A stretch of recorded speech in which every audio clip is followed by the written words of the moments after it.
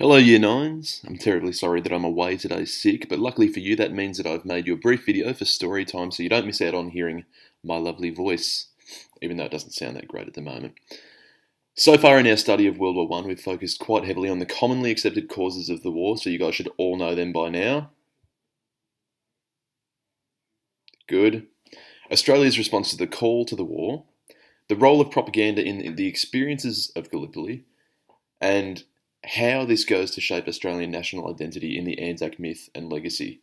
We've also recently taken a close look at a series of primary sources, revealing some of the horrible experiences and conditions faced by Australians on the Western Front.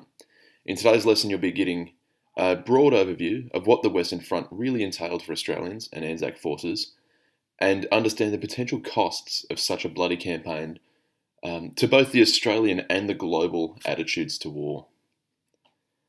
Now, we're focusing on the Western Front today, so we could effectively say that was between 1916 and 1918.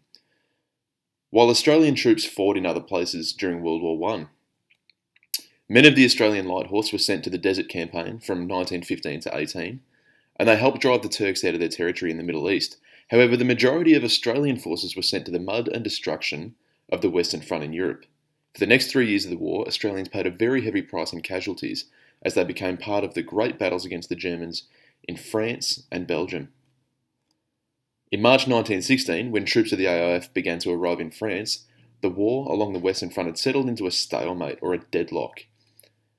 In July, the Australians were ordered into the Great Battle of the Somme. This was a major British and French push along a 30-kilometre front on the Somme River in northern France. It proved to be one of the bloodiest battles of the war. And on the first day, 1st of July 1916, Britain suffered 60,000 casualties, including 20,000 killed.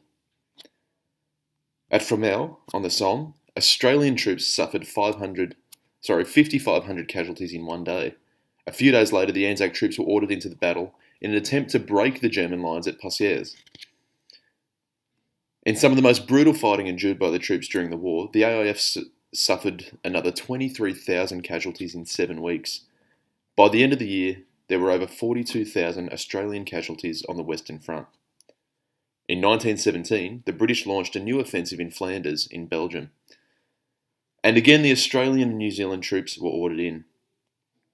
Between April and November 1917, the Australian and New Zealand troops took part in many of the battles that sought to break the German lines near the town of Ypres.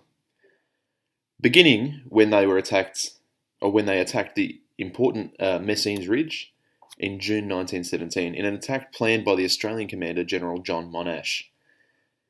In a week of heavy fighting, Messines Ridge fell, with 10,000 Australians and 5,000 New Zealand casualties. The final battle of the tragic Flanders campaign began on October 1917 for the village of Passchendaele near Ypres. Rain had fallen almost unceasingly throughout October, transforming the scarred battlefield into a mud lake. Troops and supplies bogged down, and by November it took 16 men instead of 2 to carry the stretcher cases to the field dressing stations. Yet in these indescribable conditions, the Battle of Passchendaele went on until November, when the hopelessness of the situation was realised. This raised an extraordinary amount of records, diary entries and photographs that pointed out the bloody, muddy, disgusting, horrible, frightful nature of death and warfare that was unseen until this point in the war. "I died in hell," wrote the English war poet Siegfried Sassoon. They called it Passchendaele. The campaign in Flanders in 1917 had raged for 5 months, and in that time the British suffered 245,000 men killed or wounded and had advanced a total distance of 11 kilometres. The battles in Flanders produced 76,800 Australian casualties in total.